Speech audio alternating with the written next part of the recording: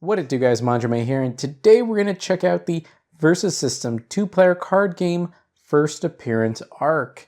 Now, this is the first of the arcs in this game where it says what arc and what issue it is on the top corner. Previous expansions just didn't have anything. And going forward, I do believe every single one is included in a volume and arc. The arc, if they're not related, is just going to say what they are. So the Buffy battles is a part of the Buffy arc, and it really doesn't mean anything for this one. For a later one, Sinister Syndicate, it does say what it's from, which is Great Power. We've already covered Deadpool and Friends, so today we're going to check out First Appearance, Volume 1, Issue 2, Brotherhood of Mutants. And the perforation is usually on the back, and it worked great. Well, good enough. It started off great. No, that wasn't bad. That wasn't bad. Okay. On the front of the box, we see Magneto, Sabretooth, and Juggernaut with that weird rock background. And on the side, we see a continuation of that artwork and writing that says Story Arc First Appearance, continuing from the last set where it also said that, but this one has that Comic Sans typeface that I guess Deadpool is known for. I do like the fact that they have it there, because if you have it on your side, then you know what it is. I think later sets do remove this, but I do appreciate it because it makes it easier to see what it is on the side. On the top, we see Brotherhood of Mutants, which I enjoy because we see that these two go together, if not because they are both red and they look very similar at quick glance. Back of the box, contents 55 cards and a rule sheet. Side of the box, in issue 2 of the 3-part first appearance arc, the villains rule the deck. Magneto and his Brotherhood bring their mutant superiority to Versus System 2-player card game with the goal of nothing less than total annihilation of all inferior decks. Add powerful, iconic mutants like Juggernaut or Sabretooth to your deck and show no mercy. And yeah, I'm kind of excited for this because this is very different, and I don't think we had any Brotherhood of Mutants cards in the game before this. So we have the literature, which we'll check out later. So for whatever reason, this was not in order, and so I went ahead and just put the cards in order. Just make it a little easier to go through the deck list. First up, we have level 1 Juggernaut, 6 health, 5/5 stat line, and it's gonna take something more to stop me. Main blue, put 2 -1/1 counters on Juggernaut. Only enemy players can use this power during their main phase. Ain't nobody can beat me. Level up 3 times at the end of a melee combat where Juggernaut was an attacker. If he survived, he gains an XP. His level 2 has 8/8 stat line. He retains his first ability but gains Unstoppable Combat Green. When Juggernaut stuns a front row enemy character and survives, while attacking solo this combat, he may immediately attack a character in that back row. Now we have Magneto. It's a different Magneto from the original set, which is really neat. Again, this is Brotherhood of Mutants team. He has 5 health, flight range, and a 1/5 stat line. Ensure the future. During any player's turn, any combat green, choose a Brotherhood of Mutants supporting character on your side to get +4 defense this combat. Time for Brotherhood. Level up 2 times. At the start of your build phase, if you have a face-up Brotherhood of Mutants supporting character on your side, he gains an XP. He is level 2. He now has a 4/7 stat line. Protect the future during either player's turn. Any combat red, choose an X-Men supporting character on your side to get +4 defense this combat. Time for change. Level up 2 times at the start of your build phase. If you have a face-up X-Men supporting character on your side, Magneto gains an XP. So it's weird that level 1 uses Brotherhood of Mutants, level 2 uses X-Men, and guess what? He has a level 3, which is both team affiliations, has 6 health now, and now a 7/9 stat line. The future is now. Brotherhood and X-Men supporting characters on your side have +4 attack. For the good of all mutant kind, each Brotherhood supporting character on your side and in your hand, deck, and KO pile is also X-Men and vice versa. So they all just become X-Men. It's an interesting mechanic, but I wonder how you deck build around that. And the last main character we have in this set is Sabretooth. 4 health, 5/3 stat line. He has Ferocious and time heals all wounds. Level up 6 times at the end of each turn.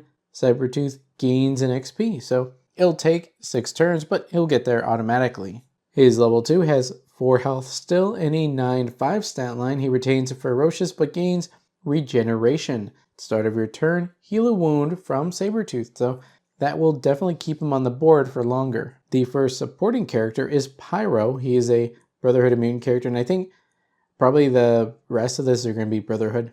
1 cost, 1 health, range, 1/1 stat line, and Fire Manipulation. Build blue.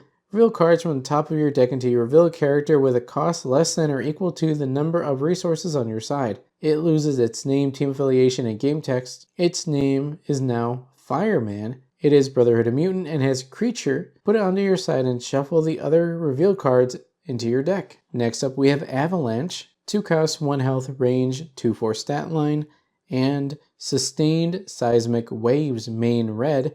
This power has a different effect depending on how many times you've used it. 1 time, turn an enemy location face down. 2 times, KO an enemy face down resource. 3 times, KO an enemy location. 4 times plus, KO each enemy resource. That definitely avalanches and snowballs into something really powerful. Next up we have Toad. 2 costs, 1 health, 5/2 stat line, leap, meaning he has flight during your turn, and Magneto's Toady. While Magneto's on your side, Toad has 1 more health. This power cannot be turned off. Next we have Mesmero. 3 costs, 1 health, 1/5 stat line, and Hyper Hypnosis. The first enemy character that strikes each turn has lumbering. As it attacks, the defender chooses who the defender is, so it gives him more agency. Eunice the Untouchable. 3 costs, 1 health, 10/1 stat line, Repulsion Field. Main blue-green. Eunice can't be struck until the start of your next turn, which is really important because even though he has unbelievable attack, his defense is 1, and if you put a -1/1 counter, he's just gone. Here we have Dakin. 4 costs, 2 health, 4/5 stat line, tough. If Dakin gets stunned, you may recover him, but he still gets wounded. Pheromone Control. Enemy characters lose and can't gain powers while in melee combat with Dakin. And contextually, he is Wolverine's son. Not Wolverine's son, we have Quicksilver.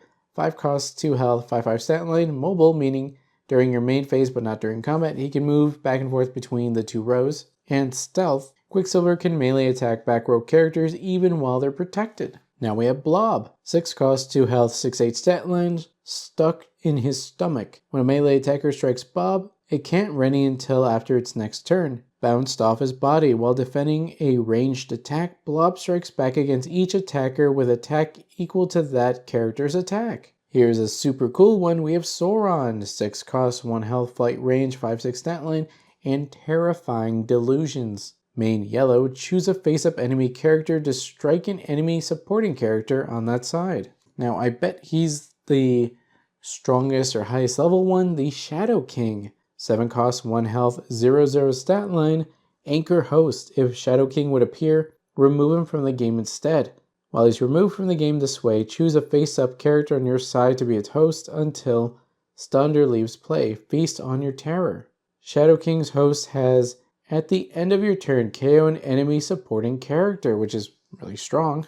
But each copy is the exact same. I was thinking maybe they'd be different, but they're not.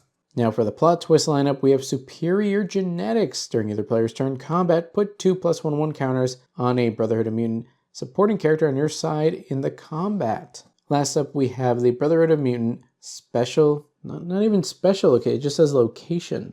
I wonder if it's supposed to be special location, like, because it's a rainbow, it should be a special location, but it actually just says location. Not sure how much it matters other than certain cards being able to attack or destroy locations. Well, I guess it would be basic location, not just location, but I still feel like this should be a special location just because it's a rainbow.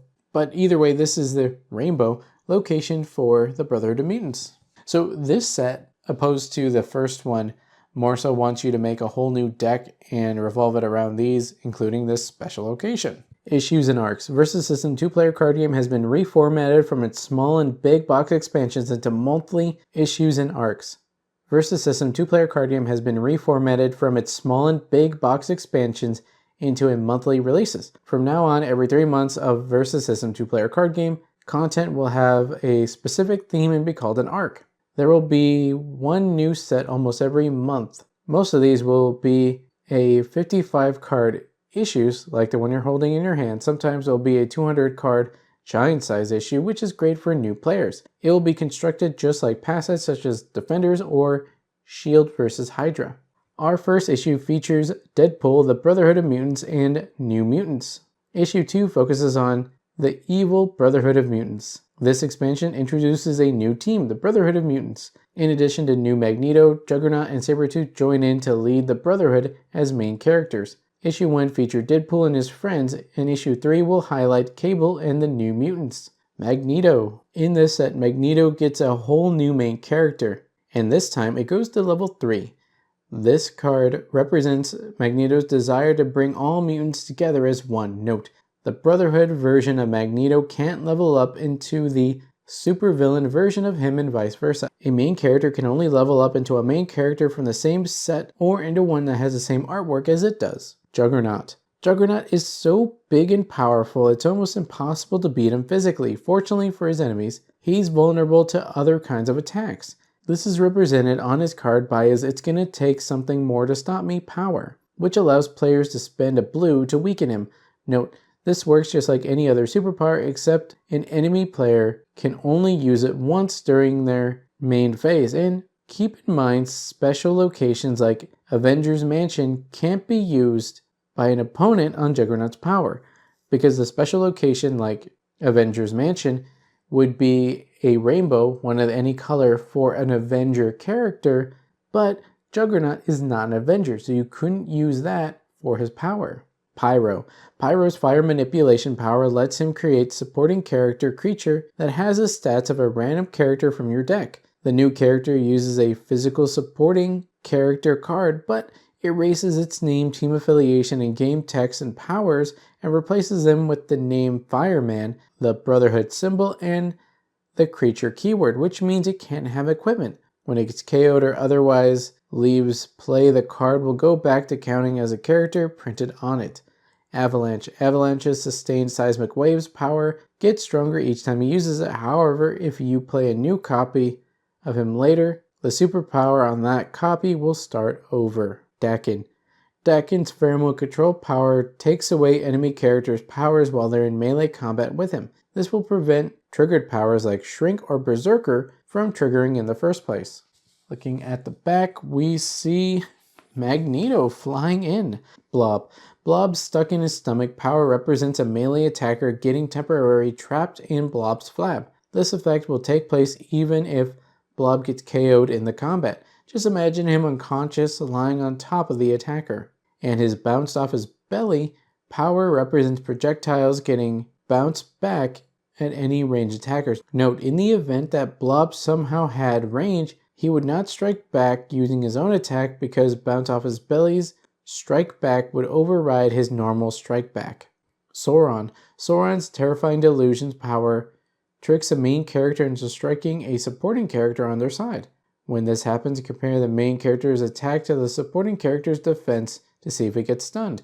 This doesn't count as combat, so there will be no strike back. Shadow King. Shadow King is technically a supporting character, but he doesn't want to actually be in play. He prefers to have a physical host. If he would appear for any reason, you'll remove him from the game and instead choose a face-up character on your side to be his host. If you don't have a face-up character, Shadow King will still be removed from the game. When his host gets stunned or leaves play, Shadow King will remain removed from the game. Then you have a checklist here of everything in the set.